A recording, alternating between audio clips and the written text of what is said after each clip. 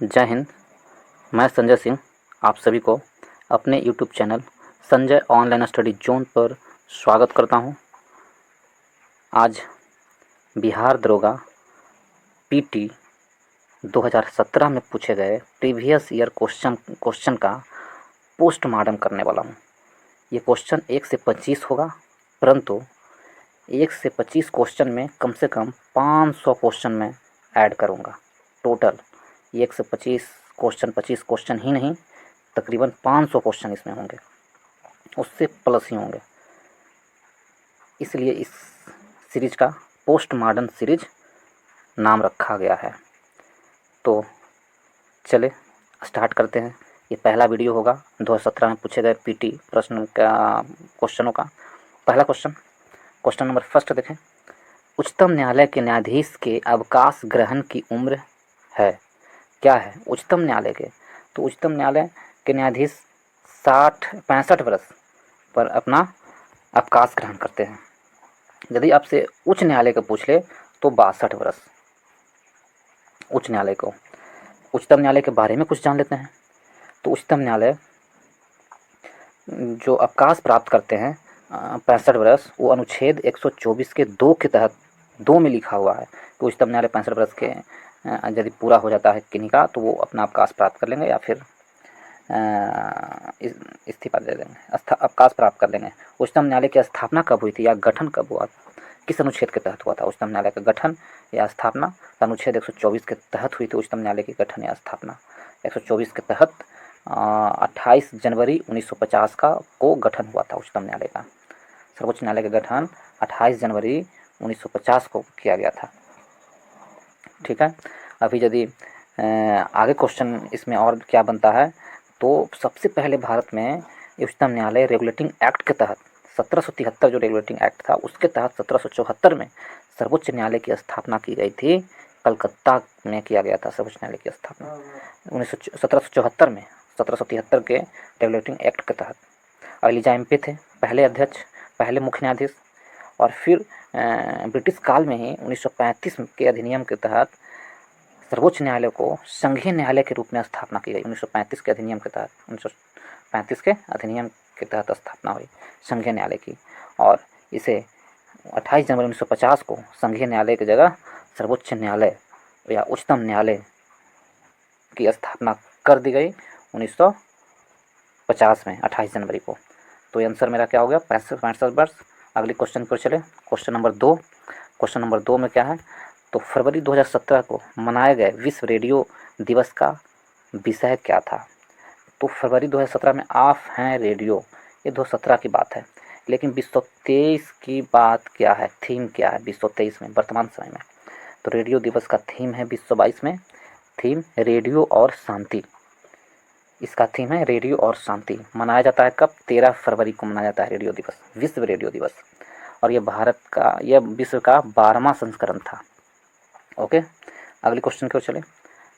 Question number 3 में हम देखें तो आवर्त सारणी किसने तैयार की थी? क्वेश्चन नंबर 3 को देखें तो आवर्त सारणी किसने तैयार की थी? ऑप्शन ए में है डाल्टन ने, बी में है रदरफोर्ड ने, और सी में है बिलार्ड्स ने, और डी में है मेंडलीफ ने। तो यहाँ पर आंसर क्या होगा? मेंडलीफ ने। आवर्त सारणी को किसने तैयार की थी? आप कंफ्यूज मत होइएगा, यहाँ पर कह रहा आवर्त सारणी को किसने तैयार की थी। लेकिन यदि आपसे कह दिया जाए कि आधुनिक आवर्त सारणी को किसने तैयार की थी, तो यहाँ पर मोस्टली होगा। लेकिन डायरेक्ट पूछे आवर्त सारणी किसने तैयार की थी, तो मेंडलीफ ही आंसर होगा, मोस्टली नहीं। आवर्त आधुनिक पूछे तो मोस्टली। तो मेंडलीफ के बारे में क्या है? मेंडलीफ ने 1869 में आवर्त सारणी को तैयार किया था, 1869 में। और इनकी जो आवर्त सारणी थी परमाणु भार एवं रासायनिक गुण के आधार पर था, इसलिए आवर्त सारणी आगे चलकर फेल हो गया था।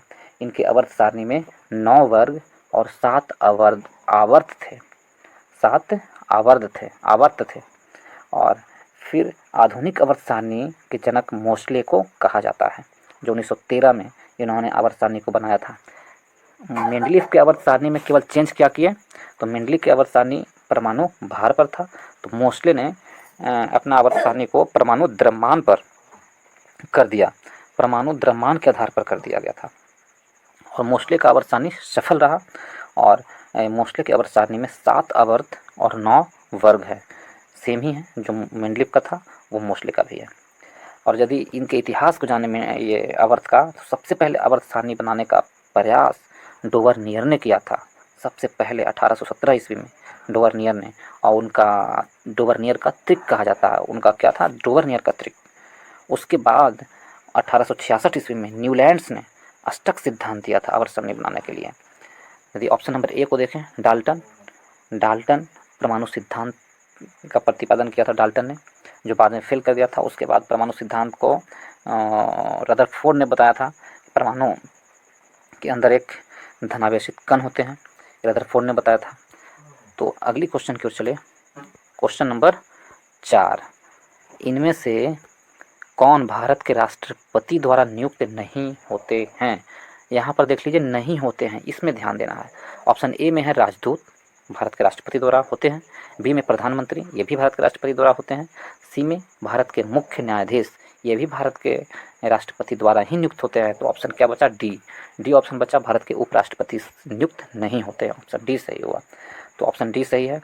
इसको यदि उपराष्ट्रपति के बारे में कुछ फैक्ट्स जाने, तो अनुच्छेद 63 के तहत भारत का एक उपराष्ट्रपति होगा। ये कहा गया है अनुच्छेद 63 में कि भारत का एक उपराष्ट्रपति होगा।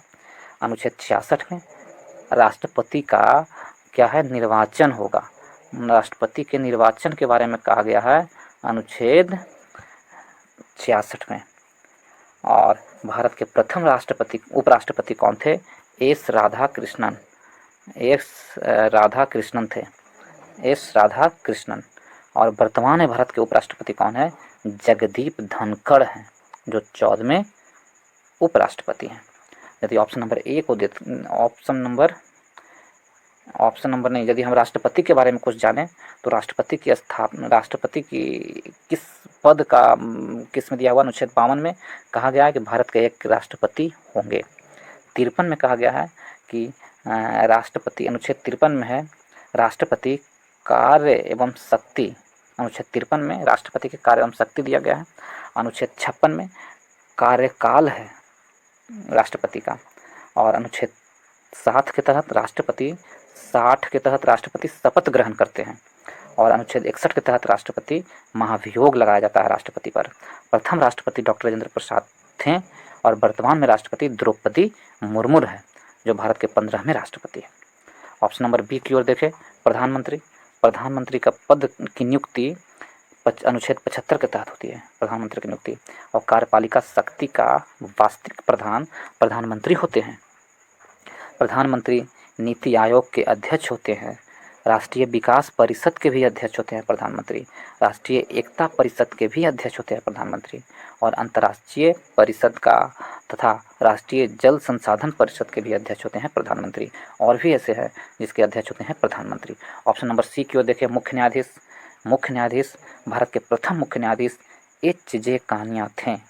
पहले सिख मुख्य न्यायाधीश कौन थे, जगदीश सिंह खेहर थे, पहले सिख मुख्य न्यायाधीश भारत के। और सबसे वरिष्ठम न्यायाधीश कौन थे, तो रंजन गोगोई थे, भारत के सबसे वरिष्ठम न्यायाधीश। और पहले मुस्लिम न्यायाधीश कौन बने, तो मोहम्मद हिदायतुल्लाह। और मोहम्मद हिदायतुल्लाह 2 बार भारत के कार्यवाहक राष्ट्रपति रहे हैं, और 1 बार उपराष्ट्रपति के रूप में भी कार्य कर चुके हैं। एकमात्र मुख्य न्यायाधीश रहे हैं मोहम्मद हिदायतुल्लाह। तो फिर अगली क्वेश्चन की ओर चले, क्वेश्चन नंबर 5 की ओर। अगले क्वेश्चन में देखें, विभिन्न राजनीतिक दलों की स्वीकृति राष्ट्रीय पार्टी अथवा प्रादेशिक पार्टी के रूप में कौन प्रदान करता है। राजनीतिक दलों को कि कौन राष्ट्रीय पार्टी होगा और कौन प्रादेशिक पार्टी होगा, ये कौन बताता है। ऑप्शन ए में कह रहा है कि राष्ट्रपति बताते हैं, बी में कह रहा है कि चुनाव आयोग बताता है, सी में कह रहा है पार्लियामेंट बताता है, या डी में बोलता है कि मंत्रिमंडल बताता है। तो ऑप्शन नंबर बी होगा, चुनाव आयोग है जो ये बताता है कि प्रादेशिक पार्टी क्या है या राष्ट्रीय पार्टी है। ये चुनाव आयोग का कार्य शक्ति है। चुनाव आयोग भाग 15 में चुनाव आयोग के बारे में दिया हुआ है, और अनुच्छेद 324 से लेकर 329 तक चुनाव आयोग का वर्णन है। और स्थापना हुआ था चुनाव आयोग के 26 जनवरी 1950 में चुनाव आयोग की स्थापना हुई थी, और इसीलिए 26 जनवरी को राष्ट्रीय मतदाता दिवस के रूप में मनाया जाता है। 26 जनवरी को राष्ट्रीय मतदाता दिवस के रूप में मनाया जाता है। और कार्यकाल चुनाव आयोग का कितना है? 60 वर्ष या 6 वर्ष या 65 वर्ष, जो भी पहले हो उनके कार्यकाल है चुनाव आयोग का। और कार्यकाल कितना? 6 वर्ष या 65 वर्ष। और चुनाव का कार्य क्या है? वोटर आईडी बनाना, वोटर लिस्ट करना, चुनाव करवाना, चुनाव का कार्य है। भारत के प्रथम चुनाव आयुक्त कौन थे? तो सुकुमार सेन थे। और वर्तमान समय में भारत के चुनाव आयुक्त कौन है? तो राजीव कुमार है, जो भारत के 25वें चुनाव आयुक्त हैं। भारत के 25वें चुनाव आयुक्त कौन है? राजीव कुमार है। तो चले अगली क्वेश्चन की ओर। क्वेश्चन नंबर 6 की ओर देखें। क्वेश्चन नंबर 5 में ऑप्शन ए को देखें। ऑप्शन नंबर ए को देखें तो राष्ट्रपति के बारे में हम पीछे बता चुके हैं, वो आप लोग ध्यान से सुने ही होंगे। यदि ऑप्शन नंबर सी को देखें, पार्लियामेंट, तो पार्लियामेंट के बारे में देख लीजिए। तो पार्लियामेंट है यानी अनुच्छेद संसद यानी 79 के तहत संसद है, और राज्यसभा 80 के तहत, और लोकसभा 81 के तहत। अब चलते हैं क्वेश्चन नंबर सी की ओर, क्वेश्चन नंबर 6 की ओर। क्वेश्चन नंबर 6 में कह रहा है कि बिहार के उप मुख्यमंत्री अभी कौन है? तो ऐसा संयोग है दोस्तों कि जिस समय ये क्वेश्चन पूछा गया था उस समय बिहार के उप मुख्यमंत्री तेजस्वी यादव थे, और अभी भी वर्तमान समय भी उप मुख्यमंत्री तेजस्वी यादव हैं 2023 में। और 2023 के अक्टूबर महीने में भी अभी तक तेजस्वी यादव ही हैं। अगले क्वेश्चन की ओर चलें, क्वेश्चन नंबर 7 की ओर चलें। तो क्वेश्चन नंबर 7 में देख रहे हैं क्या? देश के किस राज्य में नहर सिंचित क्षेत्र सर्वाधिक है? किस राज्य में नहर से सिंचित क्षेत्र है? तो उत्तर प्रदेश में। नहर से सिंचित क्षेत्र सबसे अधिक कहाँ? उत्तर प्रदेश में। तो भारत में यदि देखा जाए तो सबसे ज़्यादा कुआं और नलकूपों से सिंचाई होती है। कितना? 55.9% कुआं और नलकूपों से। और नहर से भारत में 31.4%, तालाब से भारत में 6.1%, और अन्य स्रोत से भारत में सिंचाई होती है 6.6%। नलकूप एवं तालाब से सबसे ज़्यादा सिंचाई तमिलनाडु में होती है। कहाँ? तमिलनाडु में। तो चलिए अगली क्वेश्चन की ओर। क्वेश्चन नंबर 8 में कह रहा है कि सूफी संत ख्वाजा मोइनुद्दीन चिश्ती का उर्स यहाँ पर बनाया गया है। तो इनकी ख्वाजा मोइनुद्दीन चिश्ती का अजमेर शरीफ में बनाया गया है। ऑप्शन सी सही आंसर होगा। अजमेर शरीफ कहाँ है? राजस्थान में। चिश्ती सिलसिला के महत्वपूर्ण संत कौन कौन थे? तो निजामुद्दीन औलिया थे चिश्ती सिलसिला के, और मोइनुद्दीन चिश्ती तो थे ही, और उसके बाद बाबा फरीद बख्तियार काकी थे, एवं शेख बुरहानुद्दीन थे। ये सब चिश्ती संप्रदाय के महत्वपूर्ण संत थे। और सूफी संत में शिष्य का मतलब होता है मुरीद, शिष्यों को क्या बोलते हैं? मुरीद, और आश्रम को क्या बोलते हैं? खानकाह या मठ कहा जाता है। सूफी संत में शिष्य को मुरीद और खानकाह या मठ आश्रम को कहा जाता था। ये ऑप्शन नंबर ए में देखें, फतेहपुर सीकरी। फतेहपुर सीकरी में कौन थे? तो शेख सलीम चिश्ती थे फतेहपुर सीकरी में। और फतेहपुर सीकरी का स्थापना 1571 ईस्वी में अकबर ने करवाया था, बाद में राजधानी भी बनाया था। और बिहार शरीफ देखें, ऑप्शन नंबर डी देखें, तो option number D Bihar Sharif में सबसे प्रमुख संप्रदाय था तो वो फिरदौसी संप्रदाय सिलसिला था, फिरदौसी सिलसिला। इसके प्रमुख संत थे मखदूम शरफुद्दीन याह्या मनेरी, सबसे महत्वपूर्ण थे इसके। अगली क्वेश्चन को चले, क्वेश्चन नंबर 9। भारत के सुदूर पूर्व में जो देश सर्वाधिक लंबी सीमा बनाता है वह है, तो भारत के सुदूर पूर्व में जो देश सबसे लंबी सीमा बनाता है वह देश है सुदूर पूर्व में, वह है ऑप्शन नंबर ए में यदि देखें तो चीन है, बी में कहता है कि म्यांमार है, सी में कहता है थाईलैंड है, डी में कहता है वियतनाम है। तो ऑप्शन नंबर बी मेरा सही होगा, म्यांमार है भारत का सुदूर पूर्व देश जो सबसे लंबी सीमा बनाता है। म्यांमार कितना सीमा बनाता है भारत से? 1643 किलोमीटर भारत से सीमा बनाता है म्यांमार, 1643 किलोमीटर बनाता है म्यांमार। ठीक है। और म्यांमार से सटे राज्यों कौन सा राज्य म्यांमार से सटा हुआ है? तो अरुणाचल प्रदेश, मिजोरम, अरुणाचल प्रदेश, नागालैंड, मणिपुर, मिजोरम, ये जो पूर्वोत्तर क्षेत्र के राज्य हैं म्यांमार से सीमा सटती है। और उसके बाद ऑप्शन नंबर ए को देखें, चाइना, चीन है। चीन है जो भारत के सबसे दूसरी सबसे लंबी सीमा साझा करने वाली देश चीन है, और उसकी लंबाई 3488 किलोमीटर है। चीन कितना, 3488 किलोमीटर, 88 किलोमीटर भारत के साथ सीमा साझा करता है चीन। चीन से सटे राज्य कौन कौन से हैं या केंद्र शासित प्रदेश, तो लद्दाख है, अरुणाचल प्रदेश है, उत्तराखंड है, हिमाचल प्रदेश है और सिक्किम है चीन से सटने वाला। वियतनाम और थाईलैंड तो भारत से सीमा साझा नहीं करती है। तो फिर अगली क्वेश्चन की ओर चले, क्वेश्चन नंबर 10 की ओर। क्वेश्चन नंबर 10 में क्या है, 10 में कह रहा स्लेट रूपांतरित रूप है। स्लेट किसका रूपांतरित है, स्लेट है जो सेल का रूपांतरित रूप है, सेल का रूपांतरित स्लेट है। संगमरमर है जो चूना पत्थर का रूपांतरित रूप है, और ग्रेनाइट नीस का रूपांतरित रूप है। क्वेश्चन नंबर 11 को देखें तो क्वेश्चन नंबर 11 में कह रहा है सिंधु नदी की लंबाई लगभग उतनी ही है जितनी ब्रह्मपुत्र नदी की है, यह लंबाई कितनी है। तो सिंधु की लंबाई कितनी है जितनी कि वो ब्रह्मपुत्र का है, तो ऑप्शन ए में है 2700 किलोमीटर, बी में 2900 किलोमीटर और सी में 3300 किलोमीटर और डी में इनमें से कोई नहीं। तो आंसर मेरा क्या होगा, इनमें से कोई नहीं। सिंधु नदी की लंबाई लगभग, सिंधु नदी की लंबाई लगभग 2880 किलोमीटर है, सिंधु नदी की लंबाई। और जबकि ब्रह्मपुत्र नदी की लंबाई कितनी है, 2900 किलोमीटर। ब्रह्मपुत्र नदी की लंबाई 2900 किलोमीटर है, ब्रह्मपुत्र नदी की लंबाई। ब्रह्मपुत्र की 2900 किलोमीटर और सिंधु की कितनी है, 2880 किलोमीटर। लगभग दोनों का सेम ही लंबाई है। ठीक है, अगली क्वेश्चन की ओर चले, क्वेश्चन नंबर 11 से 12 में कह रहा है भारतीय संविधान के अनुसार राज्य का कार्यकारी अध्यक्ष कौन होता है। तो राज्य का कार्यकारी अध्यक्ष कौन होता है, तो प्रधानमंत्री होता है, राष्ट्रपति होता है, मुख्य सचिव होता है या अटॉर्नी जनरल ऑफ इंडिया होता है। ऑप्शन बी में है राष्ट्रपति होता है। यहाँ पर राज्य से गड़बड़ाना नहीं है, राज्य मतलब देश को संबोधित कर रहा है राज्य से। तो भारतीय संविधान के अनुसार राज्य का कार्यकारी अध्यक्ष कौन होते हैं, तो वो होते हैं राष्ट्रपति, जबकि वास्तविक अध्यक्ष कौन होते हैं, वो होते हैं प्रधानमंत्री। तो आंसर मेरा क्या होगा, बी होगा। यदि 12 के ऑप्शन नंबर बी होगा। ठीक है, ऑप्शन नंबर सी को देखें, मुख्य सचिव भारतीय राज्यों और केंद्र शासित प्रदेश प्रशासनिक सेवाओं का वरिष्ठतम पद होता है मुख्य सचिव का। अटॉर्नी जनरल ऑफ इंडिया के बारे में, तो अनुच्छेद ऑप्शन नंबर डी को देखें तो अनुच्छेद 76 में अटॉर्नी जनरल के बारे में कहा गया है।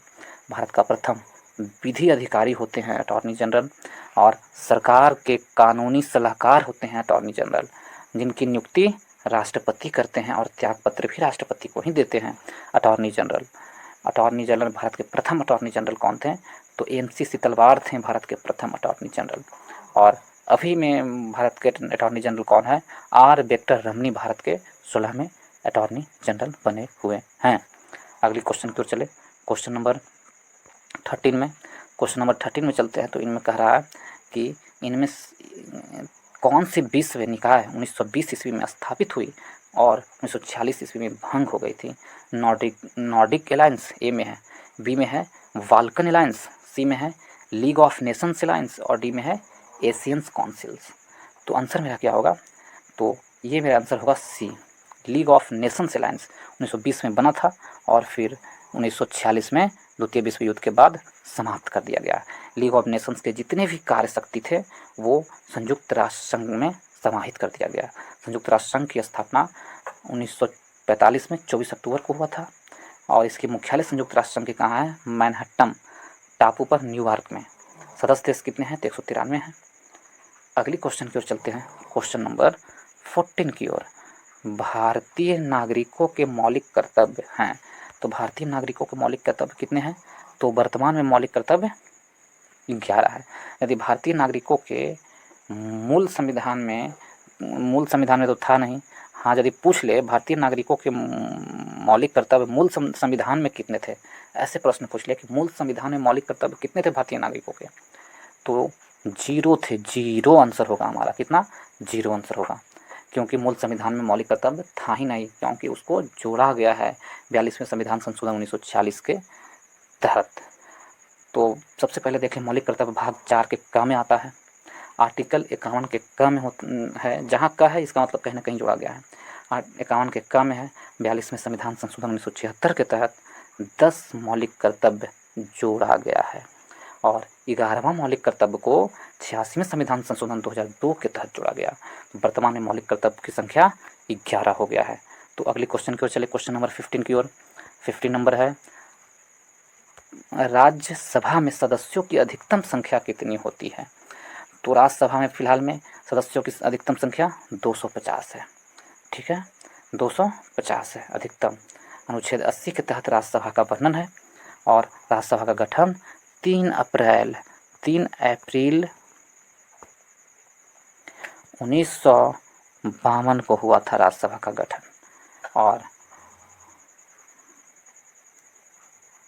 और 12 को इसमें से 250 में से 12 को राष्ट्रपति मनोनीत करते हैं। और पहले नाम जो राज्यसभा का था, पहले नाम क्या था? काउंसिल ऑफ स्टेट था राज्यसभा का पहले नाम। लेकिन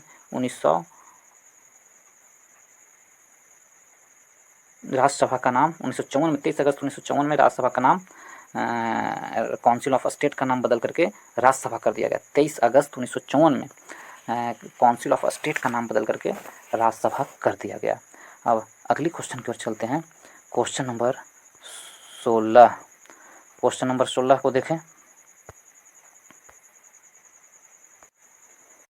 महात्मा गांधी का जन्म हुआ था, तो महात्मा गांधी का जन्म कहाँ हुआ था?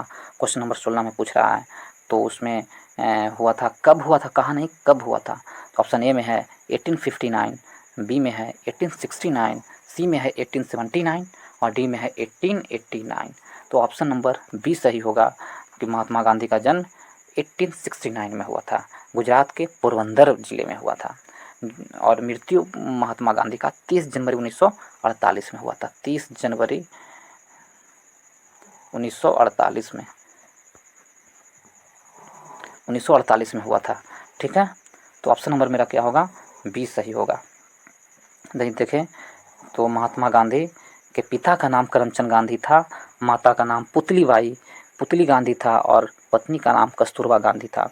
और दक्षिण अफ्रीका 1893 में गए थे महात्मा गांधी।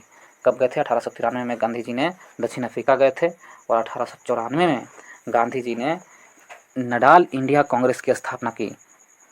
नडाल इंडिया कांग्रेस की स्थापना गांधी जी ने 1894 में करें। और 1903 में 1803 में द इंडियन ओपिनियन नामक पत्रिका को लिखा गांधी जी ने 1803 में। और 1904 में गांधी जी ने फिनिक्स आश्रम की स्थापना किए और 1906 में प्रथम सत्याग्रह का प्रयोग 1906 में महात्मा गांधी ने किए थे, प्रथम सत्याग्रह का उपयोग। और 1909 में हिंद स्वराज के पुस्तक लिखे थे महात्मा गांधी ने 1909 में। और 9 जनवरी 1915 में भारत वापस लौटे थे महात्मा गांधी। उसी दिन 9 जनवरी की याद में ही हम लोग प्रवासी दिवस मनाया करते हैं। तो आंसर क्या हो गया? बी वाला 1869। अगली क्वेश्चन की ओर चले, क्वेश्चन नंबर 17 की ओर। सिखों के गुरुओं में गुरु गोविंद सिंह थे, तो सिखों के गुरुओं में गुरु गोविंद सिंह प्रथम गुरु थे, द्वितीय गुरु थे, बी में कह रहा है, सी में कह रहा है कि 5वें गुरु थे, डी में कह रहा है कि 10वें गुरु थे। तो ऑप्शन नंबर डी क्या होगा? सही होगा, 10वें गुरु थे। 10वें एवं अंतिम गुरु थे। सिखों के अंतिम गुरु एवं 10वें गुरु कौन थे? गुरु गोविंद सिंह थे, जिनका जन्म पटना साहिब में हुआ था। ठीक है, और यदि सिखों के प्रथम गुरु देखें, प्रथम गुरु नानक देव थे, जो बाबर हुमायूं के समकालीन थे। गुरु नानक देव गुरु का लंगर चलाए थे। संगत और पंगत भी गुरु नानक देव ने ही चलाए थे। संगत धर्मशाला के लिए जहाँ लोग रहते हैं उसको संगत कहते हैं, और पंगत जहाँ लंगर चलता था उसको पंगत कहते हैं। गुरु नानक का मृत्यु 1538 ईस्वी में करतारपुर में हुआ था। गुरु नानक जी का मृत्यु करतारपुर में।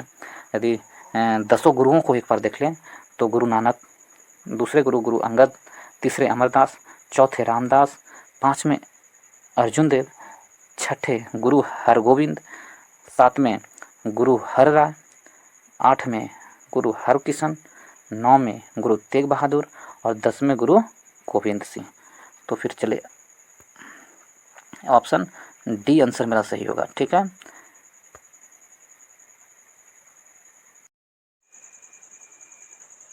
18 नंबर क्वेश्चन की ओर चले। 18 नंबर क्वेश्चन में है कनिष्क राजा थे। तो कनिष्क किसके राजा थे? कुषाण वंश के राजा थे कनिष्क।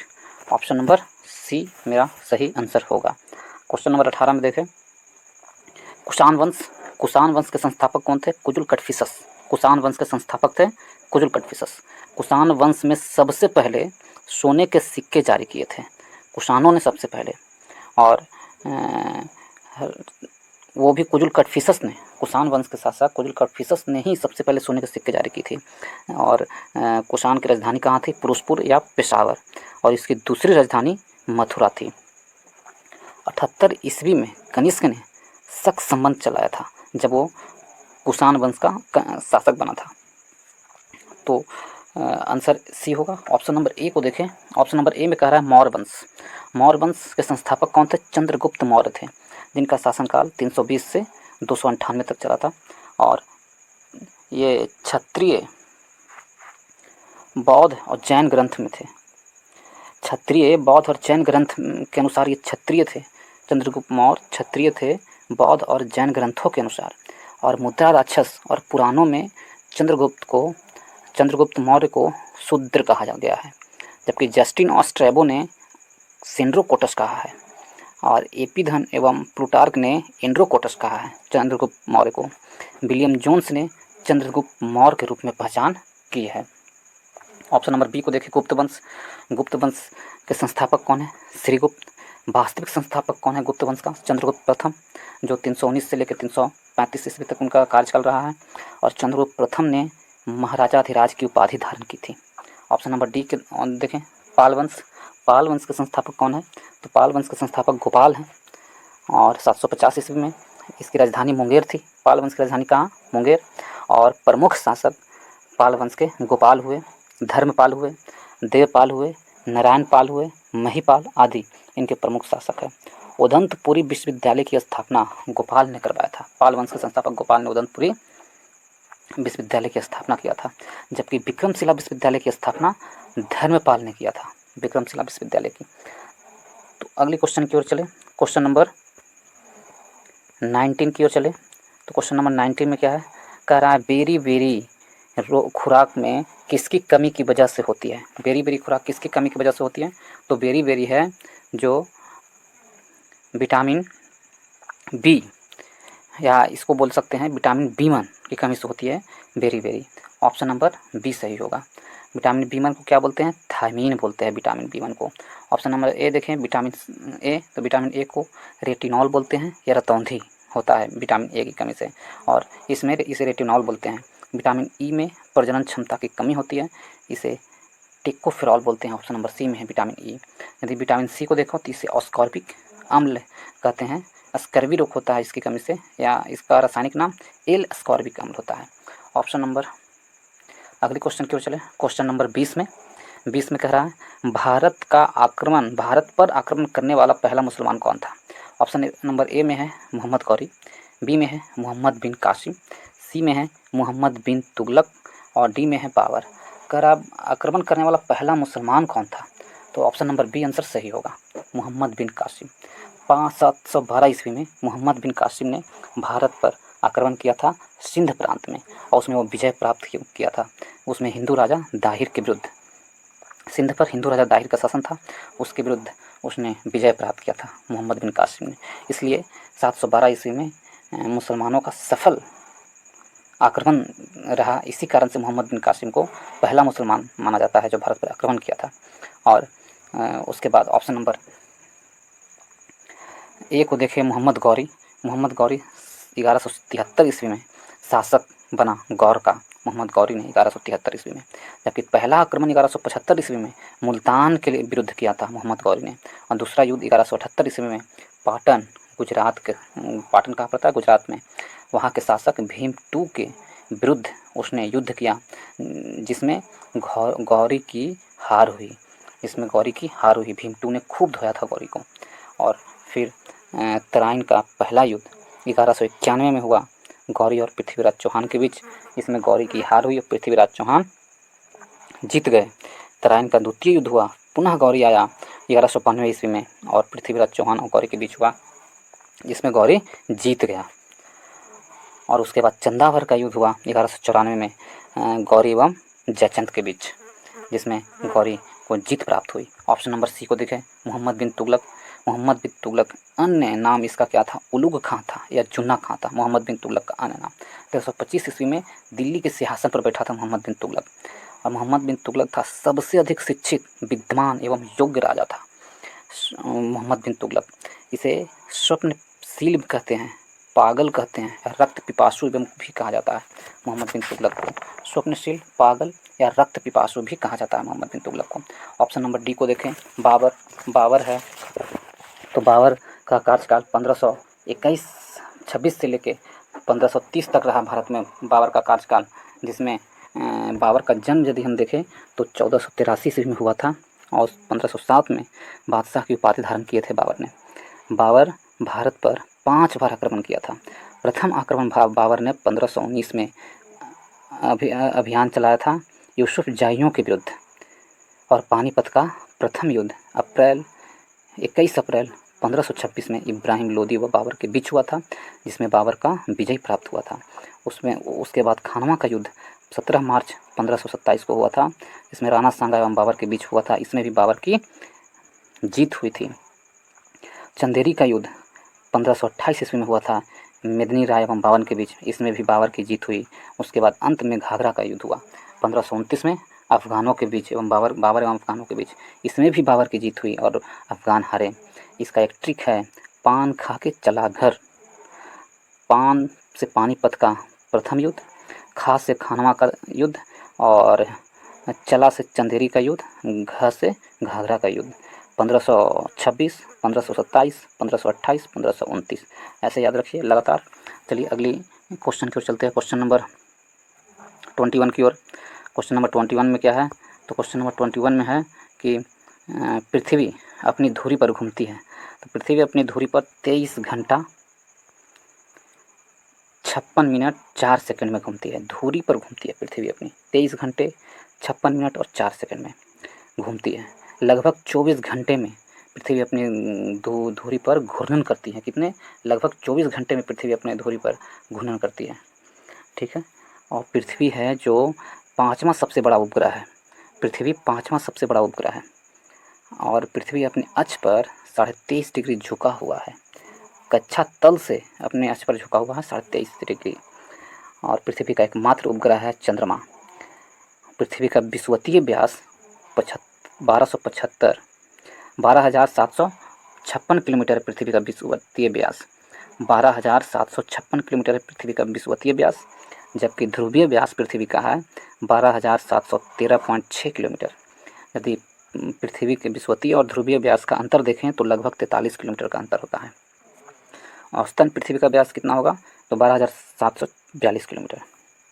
सूर्य से पृथ्वी की दूरी 149.6 मिलियन किलोमीटर है।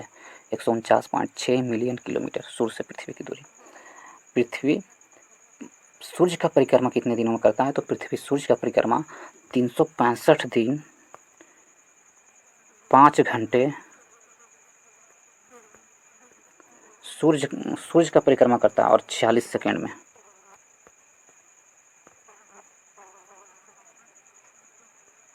सेकंड 46 सेकंड में 365 दिन 5 घंटे और 46 सेकंड में पृथ्वी सूर्य का परिक्रमा करता है, जबकि घूर्णन करता है अपने अक्ष पर 23 घंटा 56 मिनट और 4 सेकंड। ऑप्शन नंबर सी सही होगा।